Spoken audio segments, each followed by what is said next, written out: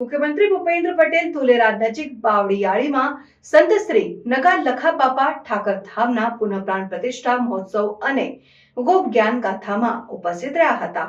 આ અવસરે મોટી સંખ્યામાં ઉપસ્થિત ભરવાડ સમાજના લોકોને સંબોધિત કરતા તેમણે જણાવ્યું હતું કે ભરવાડ સમાજ ઠાકર કરે એ ઠીકના વિચાર સાથે ભગવાન સઘળું સારું કરશે તેવી આસ્થા રાખનારું સમાજ છે। વડાપ્રધાન નરેન્દ્રભાઈ મોદીના નેતૃત્વમાં ભારતીય સનાતન સંસ્કૃતિના પુનર્સ્થાપનનો યુગ શરૂ થયો છે। દેશભરના દેવસ્થાનોને આધુનિક થવા સાથે ભવ્ય અને દિવ્ય બની રહ્યા છે। વિરાસતથી વિકાસની યાત્રામાં નાનામાં નાનો નાગરિક પણ જોડાય તે માટે સરકાર પ્રયત્નશીલ છે।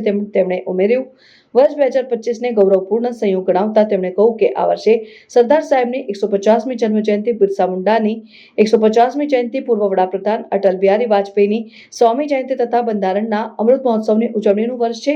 ઠાકર ધામની પ્રતિષ્ઠા પણ 375 વર્ષ પૂર્ણ પર પુનઃપ્રાણ પ્રતિષ્ઠાનો સુભગ સમન્વય સર્જાયો છે। આ અવસરે મહિલાઓના હુડો રાસને અભૂતપૂર્વ ગણાવીને વિક્રમ રચવા બદલ મુખ્યમંત્રીએ આયોજકોને અભિનંદન પાઠવ્યા હતા। મુખ્યમંત્રીએ જણાવ્યું કે ભગવાન શ્રી કૃષ્ણના ઉપાસક ગોપાલક સમાજનું પશુપાલન ક્ષેત્રે પણ મોટું યોગદાન છે।